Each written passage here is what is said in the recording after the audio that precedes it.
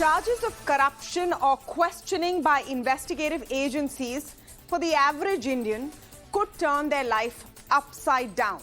But for a political leader, charges, accusations and summons are par for the course. Time and again in India's political history, leaders have found ways to turn allegations and charges from vice to virtue. Any kind of accusation can become a badge of valor, evidence of political vendetta. That is exactly what the Congress has attempted to do as the Enforcement Directorate continues its probe in the National Herald Case. Sonia Gandhi, President of the Congress, ailing and at age 75, was summoned today by the Enforcement Directorate in a charge which says that her family made illegal gains by buying a valuable company for a song. She was questioned today for 2 hours and the Congress organized protests across the country. Let's just show you some pictures of some of those protests and take them full frame so you can see the show of strength which was attempted. There were allegations that those protests turned violent in some places. There are allegations that the Congress has now refuted.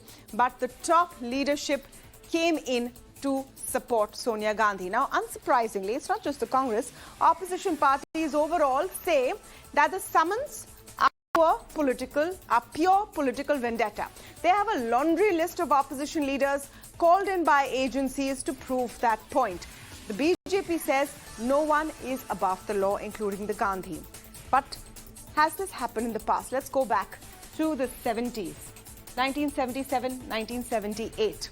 I'm talking about where allegations become a political advantage. Indira Gandhi's arrest under the Morarji Desai government was turned into a major plank in her election campaign. She won the next election with a thumping majority. Before 2014, Narendra Modi was vilified and accused in the Gujarat riots case. The clean chit he then got from the SIT in 2012 boosted his campaign for Prime Minister. And of course, the rest is history. Let's take a look. Why go back so far? Let's take a look at 2019 when the Enforcement Directorate filed cases against Sharad Pawar. They were used by the NCP strongmen to campaign relentlessly before the Maharashtra election. This picture of him delivering a speech in Satara in the pouring rain went viral and possibly helped the NCP shore up better numbers than was expected. Now, the Gandhis have been trying to do something similar with their ED summons. The question is, will it work? But for that, we have to first look at what this case actually is. The National Herald newspaper was founded pre-independence by Jawaharlal Nehru and other freedom fighters. In fact, originally there were 500 people, freedom fighters, who were shareholders. It was published by the Associated Journals Limited and ran 3 publications with the purpose of helping the movement.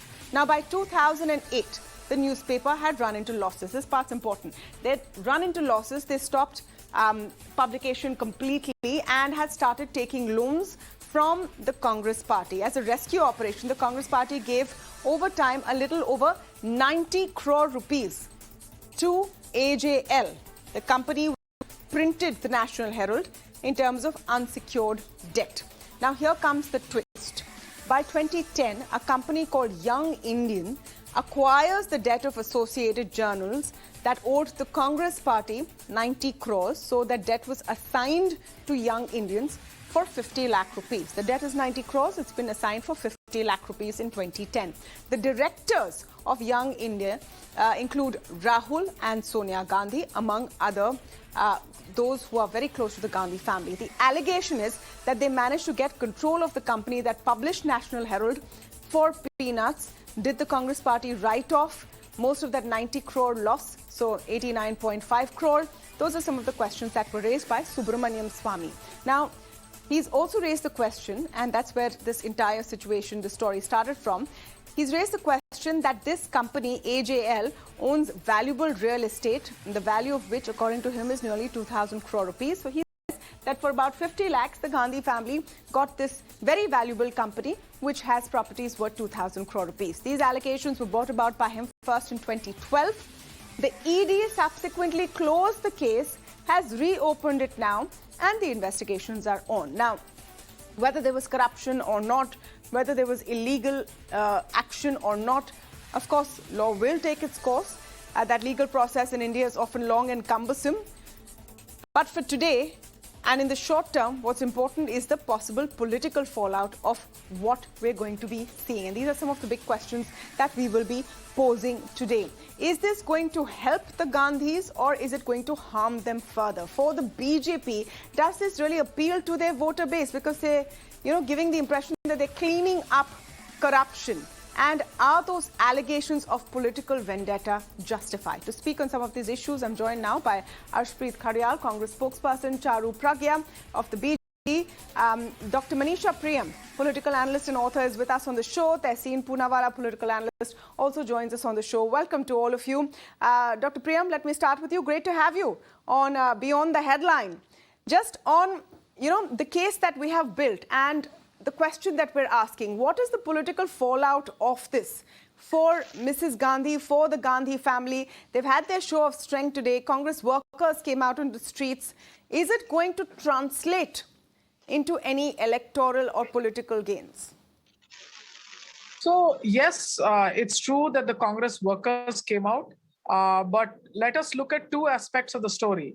Number one, just a couple of days ago, Mrs. Margaret Alva has been nominated as the vice presidential nominee.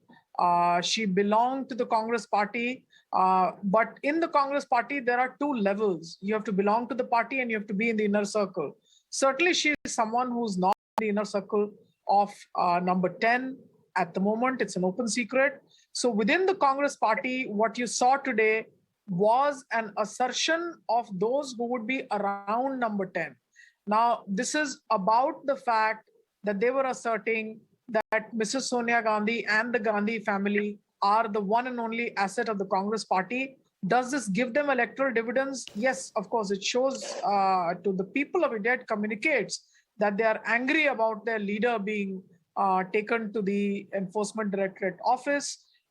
She's been at the helm of their party affairs, although not in the government.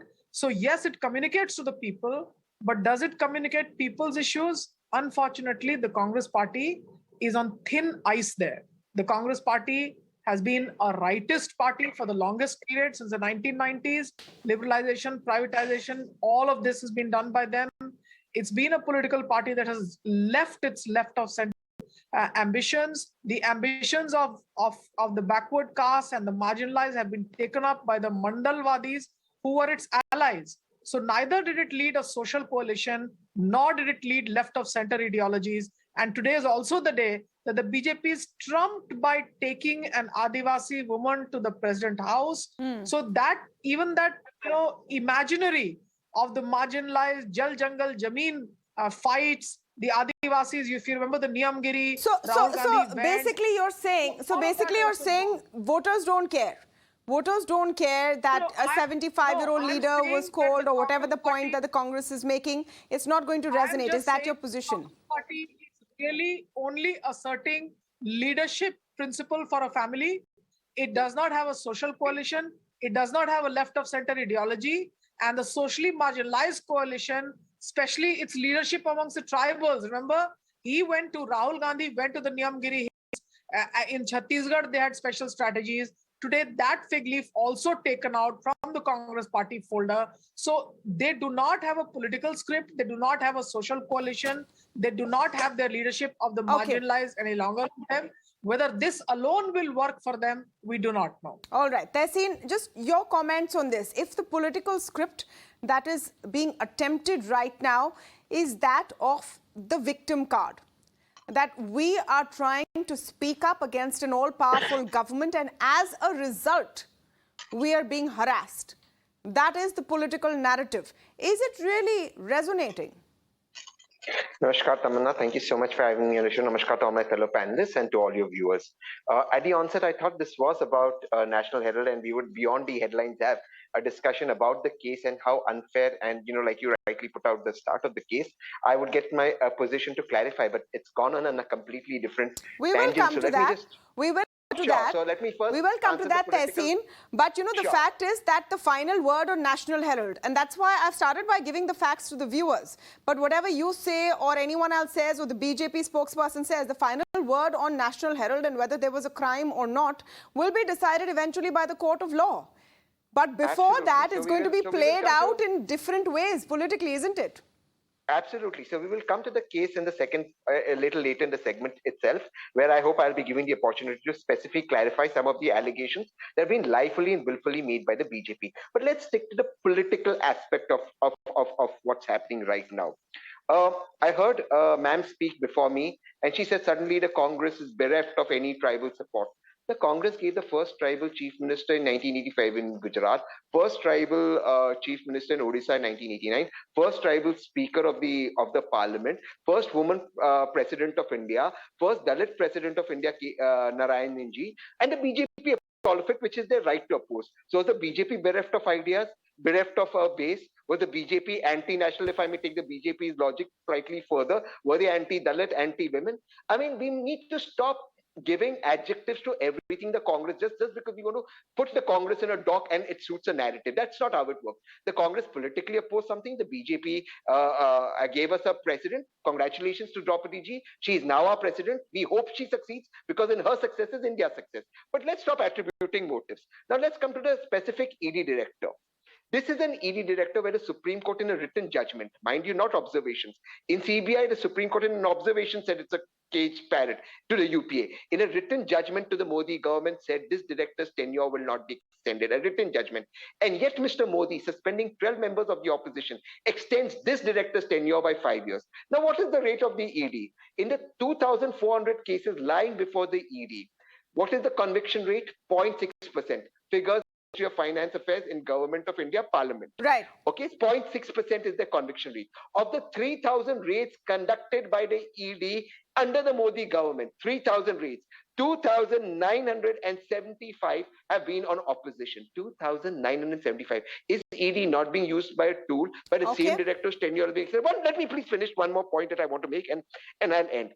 Can Charu or the BJP spokesperson out here show me an FIR registered against Mrs. Gandhi or Rahul Gandhi? Where is the FIR? If this is not vindictive politics, what is? You're using the ED as an extended arm of the BJP, like Bajrang Dal, like the RSS, to harass people. Stop doing that. Yeah, okay. It's a constitutional department. Okay, Charu Pragya, so that is the allegation today. That is the allegation which has been echoed not just by the Congress, by the way. RJD is saying it, other opposition leaders are saying it, that whatever we do, you will unleash these agencies upon us to silence us, to muzzle our voices. Okay, Tamanna, two critical questions. First, how is it worth 2,000 crores can be purchased at 90 crores? So that, let's talk. You have to fix your audio, Charu. You have to fix your audio. Can you just check your mic, please? I'm not getting your audio clearly. Am I audible? Yeah, this is better. Yes, please go ahead. Yeah. So, question number one. Property worth 2,000 crores, taken for 90 crores. Question number two. A loan of 90 crores paid off by a mere 50 lakhs. Now, how does this? Please explain to me. And today, what the is they are hiding in the guise of they're burning the whole country. One second. Charu, I want to fix your audio because your points are not completely clear.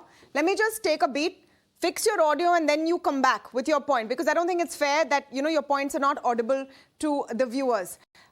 From what I broadly got and what the BJP sort of allegations are, and we read out in the case what the allegations are, Arshpreet, as the Congress spokesperson on the panel, I would request you to talk about some of them. It seems astonishing that 50 lakh rupees was all that Young India had to pay to really acquire this company. So the questions of whether the Congress party wrote off 89.5 crore rupees still remain. What would you say to that? Kindly allow me an uninterrupted minute. Number one, the matter is sub judice. Even debating about this matter is contempt of court. The people, panelists talking about ideals and ethics, I think they should know this, number one. Number two, it's a false case and a false implication, which reeks of political vendetta. Number three, a BJP leader is the complainant in this case. ED picks up on this case in 2015 after BJP comes into power in 2014. And ever since, the mudslinging has been going on and on and on. Now, the important points. It's a conflict of interest, which is against the principle of natural justice. First, it's innocent until proven guilty. And number two, conflict of interest. See, BJP leaders are unabashedly saying that they are guilty.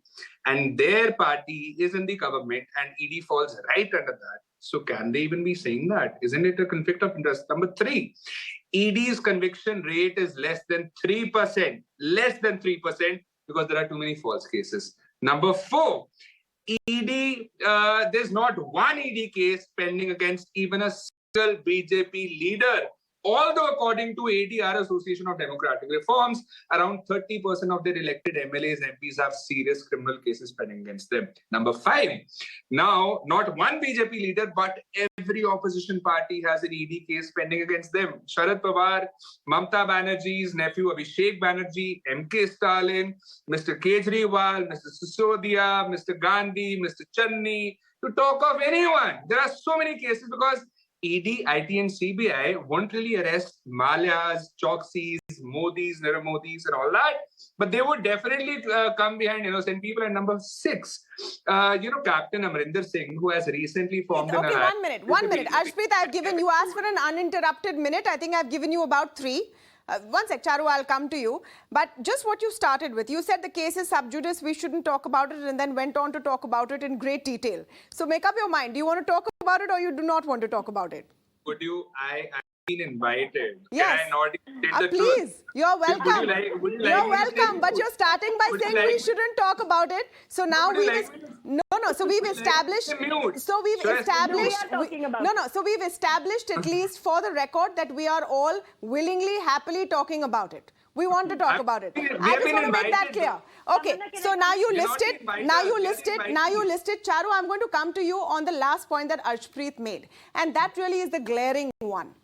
How come all these agencies find corruption charges only in opposition leaders? Are you saying that everyone who is in the BJP, with the BJP, is, made of pure driven snow? That they're completely blameless and spotless? That statistic is a little glaring. But will you allow me to repeat what I was trying to say when my audio was terrible? Yes. So today Congress is hiding corruption under violence and arson. That's exactly what they've been doing to the country for the last 3 years.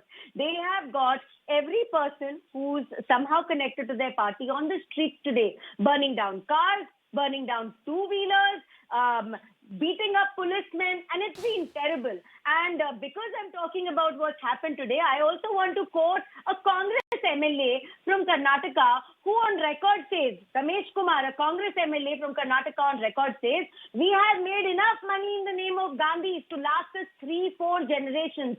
Let's stand by Sonia Ji today. So these are the kind of statements which are coming from Congress leaders today. But what about all the other leaders? Charu, you've not answered my question.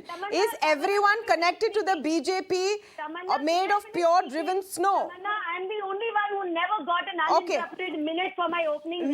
Okay, take 1.5. Let me finish. Yeah. Thank you. And the 2 questions that I had asked were, number 1, how can you get property worth 2,000 crores for 90 lakhs? Number 2, how can you pay off a loan worth 90 crores for 50 lakhs only? So today, if somebody is supposed to do some kind of a jhol and say the Taj Mahal belongs to me, is that going to be true? Because that's how the Congress party is functioning. The beneficiaries everywhere are the Gandhis. The Gandhi family is the beneficiary to all this money, all this property. Which I'm going to let Tehseen answer this. And that is exactly what the ED is investigating today. They are out on bail.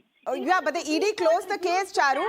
It's looking iffy because the ED closes the case, then the director changes and then they reopen.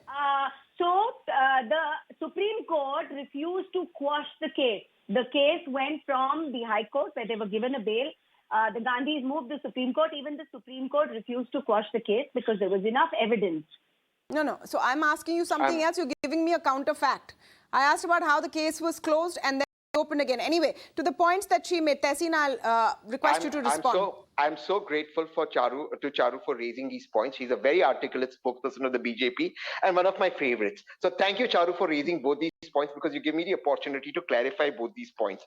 And like Charu said, somebody can go and claim the Taj Mahal. That's practically how the BJP works. It works perhaps on WhatsApp. So here is the memorandum of objectives of Young Indian, the company that converted debt to equity, something that Prime Minister Modi and the government of India did by converting debt to equity in the Vodafone Idea case, because that's a standard business process. So you've converted debt to equity. Nobody's bought any company for 50 lakh, 90 lakh rupees. Number one. Now, what is the memorandum of objectives? The memorandum of objectives reads, all incomes and all assets of National Herald continue to remain the exclusive property of Associated Journals Limited and cannot be transferred to Young Indians. So yes, Young Indians may have converted debt to equity, but memorandum of understanding, the first page, Charu, the first line says you cannot convert it. Now the second question that Charu raised, why can't you sell off these assets, dispose of these assets, something you also said, to pay off the debt of 90 crores?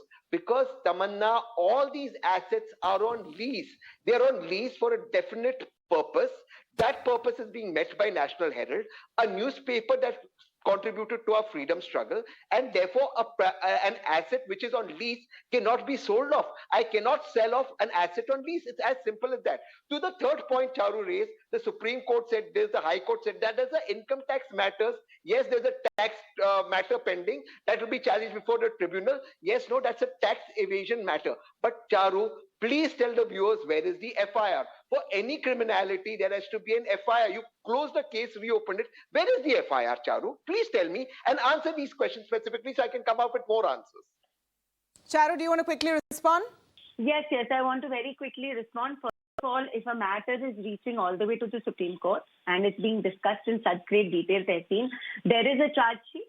There are allegations. It is being investigated. Obviously, there is an FIR. And no, there is no FIR. Can you quote the number, please? No. Can you please quote the number? I would like to know the number. I would like to know the number. So please, I actually would like to know the number and the viewers. Please give the FIR. Absolutely. Please. Okay, all right. Now, first of all, there is an FIR. I will find the number and I will send it across to you in the next debate. Sure. When we face off each other, we can discuss the number. Another thing that I want to say is, and I can see these visuals on the screen, I want to repeat this. What exactly is happening? So if you're trying to hide corruption today, does that allow you to burn down the country? If you're trying to hide corruption today, why is it that certain leaders from your party are openly acknowledging to making sufficient money? I'm going to end this here. 1 minute.